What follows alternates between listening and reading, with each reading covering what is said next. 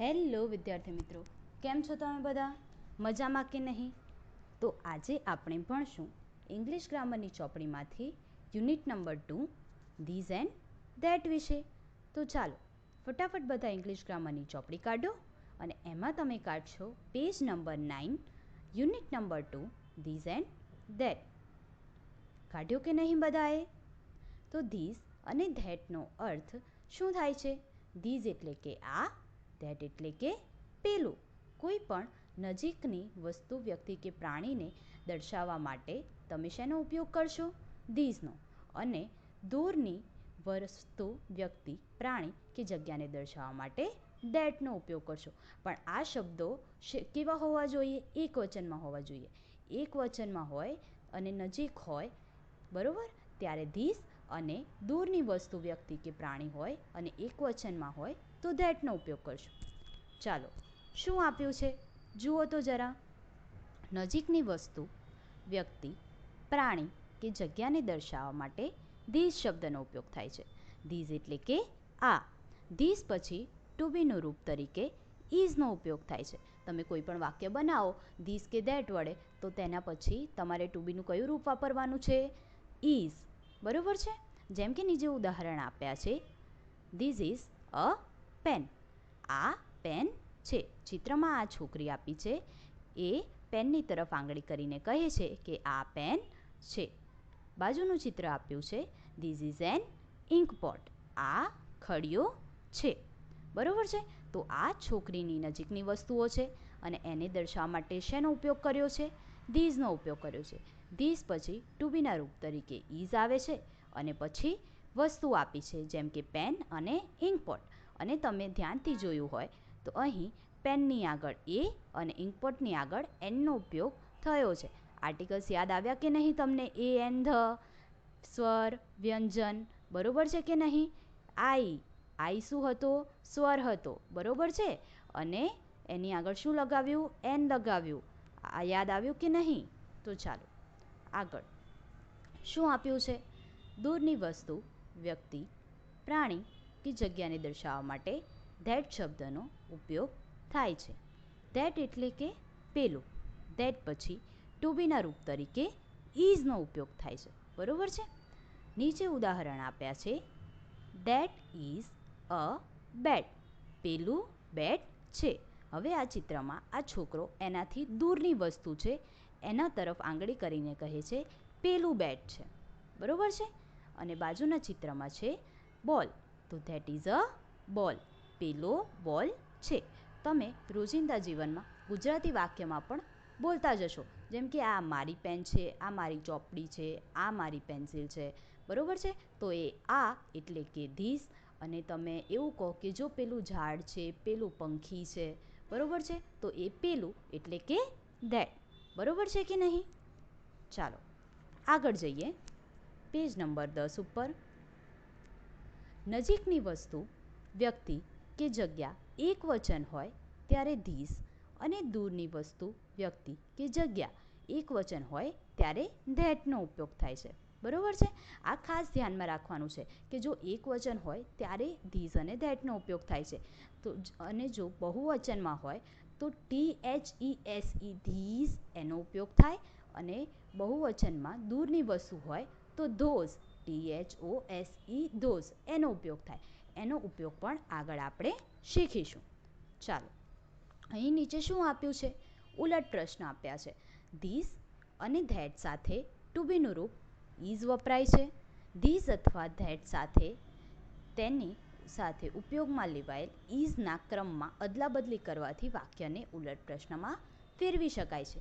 તમને યાદ હોય તો આપણે ઇન્ટ્રોડક્ટરી ધેર વખતે ઉલટ પ્રશ્નો કર્યા હતા, જેમ કે ધેર ઇઝ અ ટ્રી. બરાબર છે? તો ઇઝ ધેર અ ટ્રી? ખબર છે આગળ પાછળ કર્યું હતું આપણે ઇઝ અને ધેરને.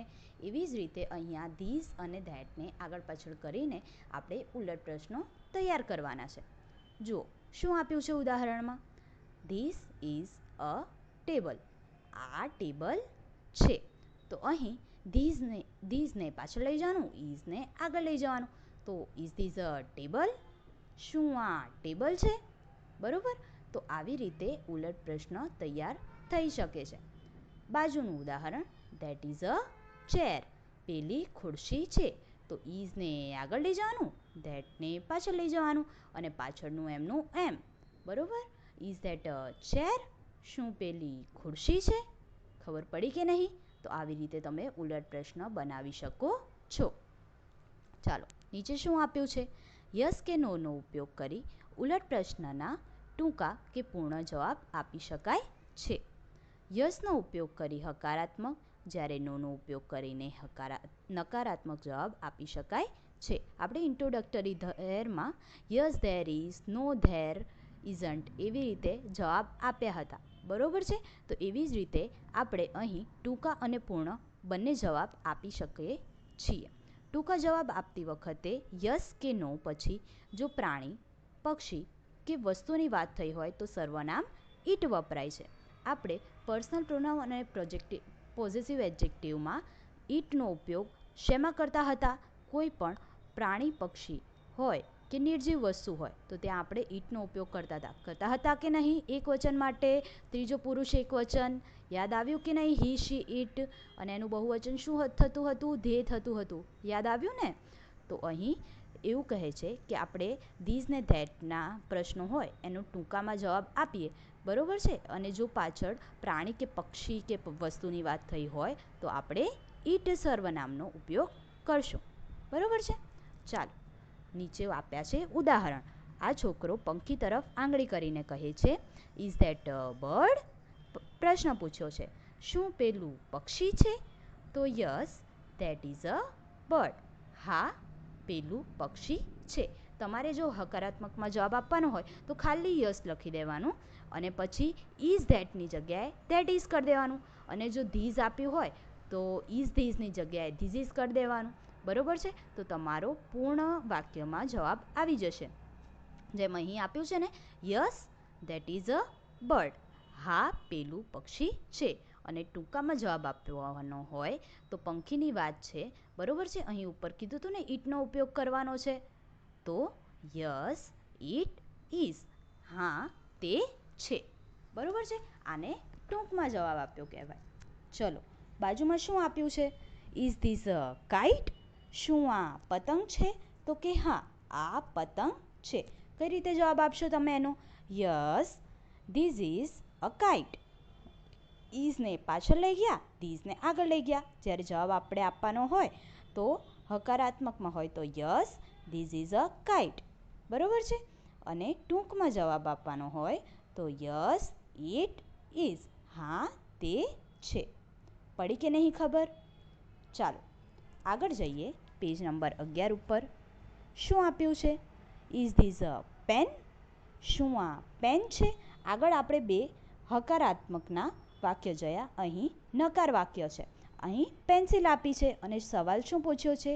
Is this a pen? શું આ પેન છે? તો આપણે નામાં જવાબ કઈ રીતે આપશું? No, this is not a pen. This is a pencil.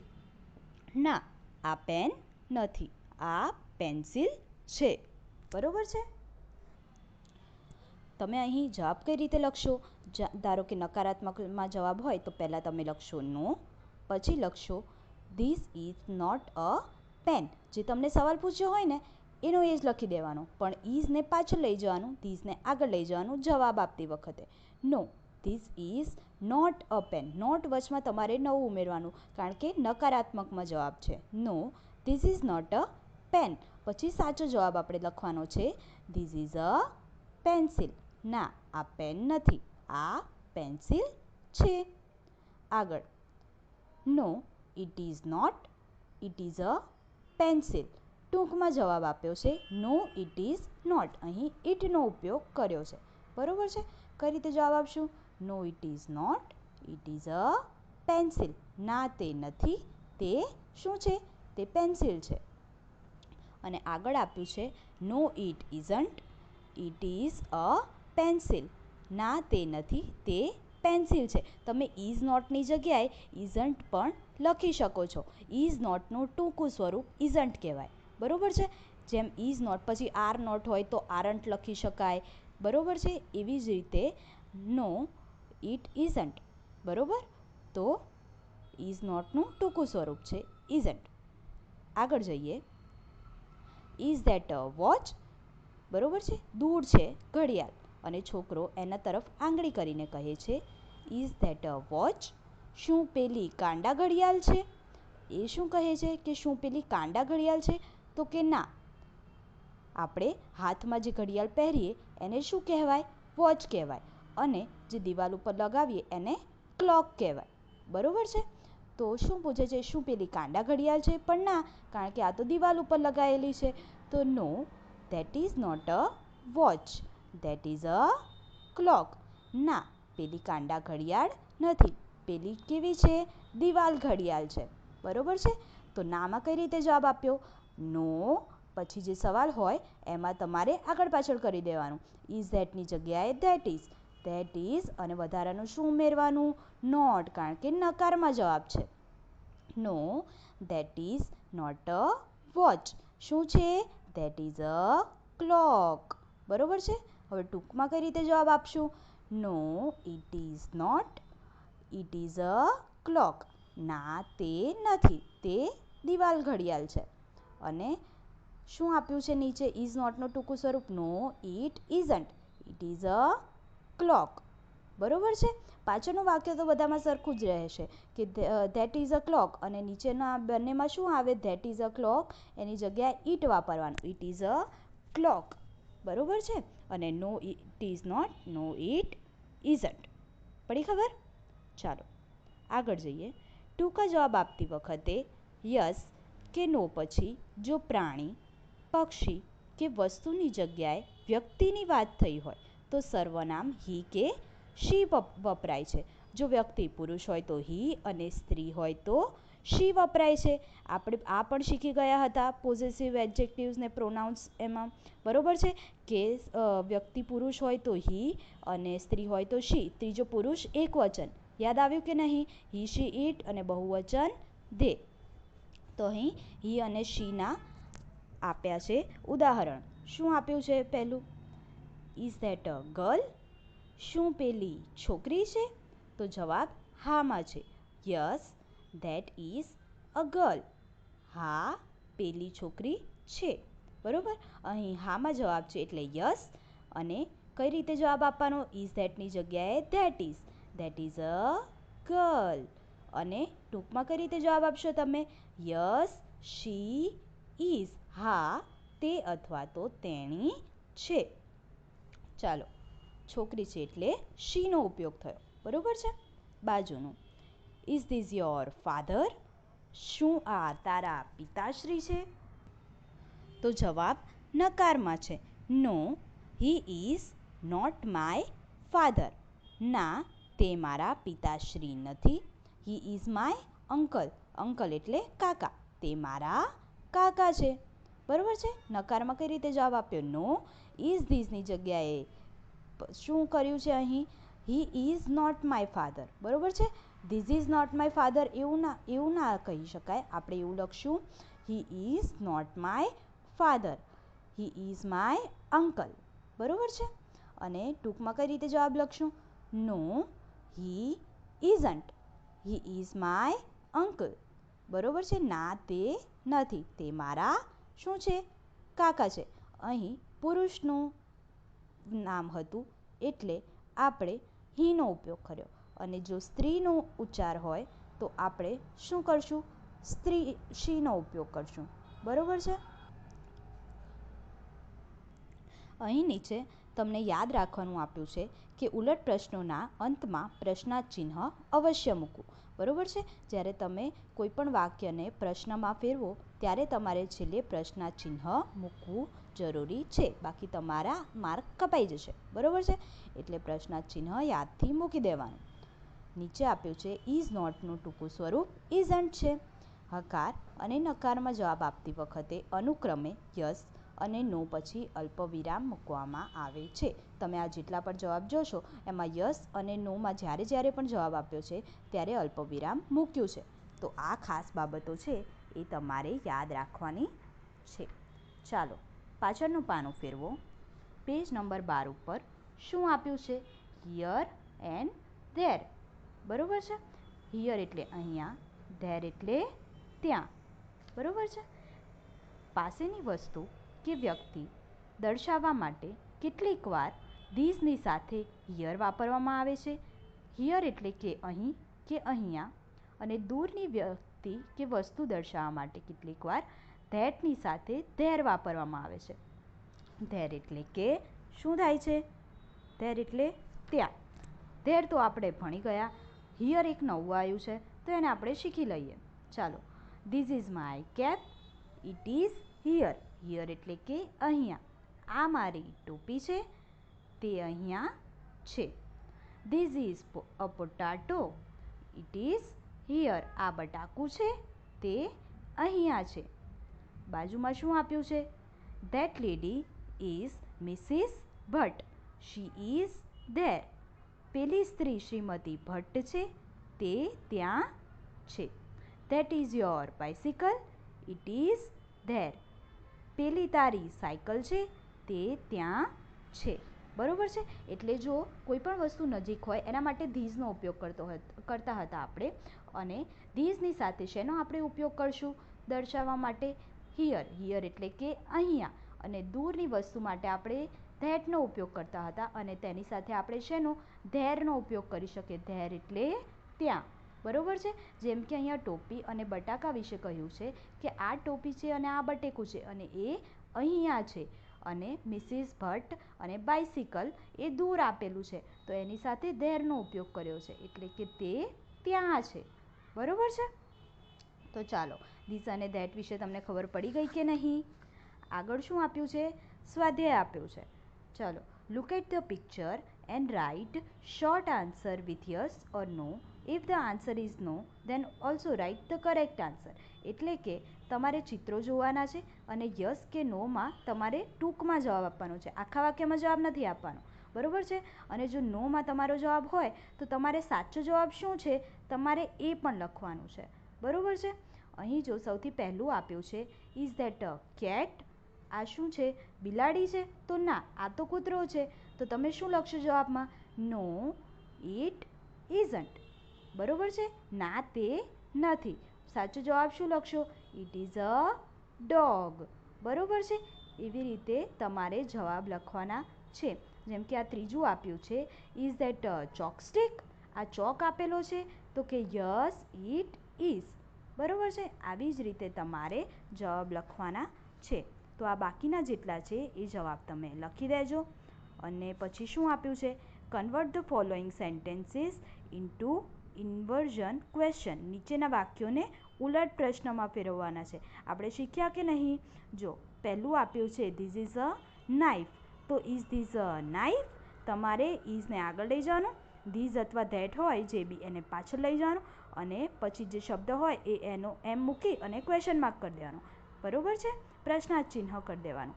એટલે તમારા ઉલટ પ્રશ્ન બની જશે. બરાબર છે કે નહીં?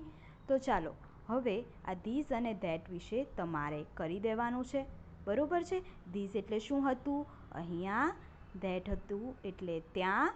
ધીઝ અને ધેટ પછી ટુ બીનું રૂપ ઇઝનો ઉપયોગ થાય છે. બરાબર છે. નજીકની વસ્તુ વ્યક્તિ પ્રાણી દર્શાવવા માટે શું હતું? ધીઝ.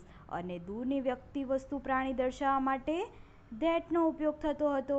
બરાબર છે. આટલું તમારે યાદ રાખવાનું છે. અને બીજું શું તમે યાદ રાખશો? નજીકની વસ્તુ કે દૂરની વસ્તુ હોય પણ એક વચન હોવી જોઈએ. ધીઝ અને ધેટનો ઉપયોગ ક્યારે થાય? જ્યારે વસ્તુ વ્યક્તિ કે પ્રાણી એક વચનમાં આપ્યા હોય ત્યારે જ થાય છે. બરાબર છે. બાકી ધીઝ અને ધોઝનો ઉપયોગ થાય જ્યારે બહુવચન આપેલું હોય. બરાબર. અને બીજું શું યાદ રાખશો તમે? ઉલટ પ્રશ્ન. ઉલટ પ્રશ્ન કઈ રીતે? ધીઝ ઇઝ અને ધેટ ઇઝ. જે બી હોય ઇઝને આગળ લઈ જવાનું, ધીઝ અથવા ધેટને પાછળ લઈ જવાનું, અને પાછળનો શબ્દ એમનો એમ મૂકીને શું કરવાનું? પ્રશ્નાર્થ ચિહ્ન. બરાબર છે. પછી ટૂંકમાં જવાબ હોય ત્યારે શું યાદ રાખવાનું છે? કોઈ પણ પ્રાણી, પક્ષી કે વસ્તુની વાત હોય અને ટૂંકમાં જવાબ આપવાનો હોય તો તમે ઈટનો ઉપયોગ કરશો. બરાબર છે. અને જો સ્ત્રી કે પુરુષ હોય તો સ્ત્રી હોય ત્યારે શી, અને પુરુષ હોય ત્યારે હીનો ઉપયોગ કરશો. અને હકાર નકારમાં જ્યારે પણ જવાબ આપો ત્યારે યસ કે નો પછી શું મૂકશો તમે? અલ્પવિરામ. બરાબર છે. અને બીજું શું યાદ રાખશો? હિયર અને ધેર. હિયર ક્યારે આવે? જ્યારે ધીસ નજીકની વસ્તુ હોય ત્યારે હિયર. હિયર એટલે કે અહીંયા. અને ધેર દૂરની વસ્તુ કે વ્યક્તિ દર્શાવવા માટે ધેટ વપરાય અને ધેટની જોડે ધેર વપરાય છે. યાદ રહ્યું કે નહીં?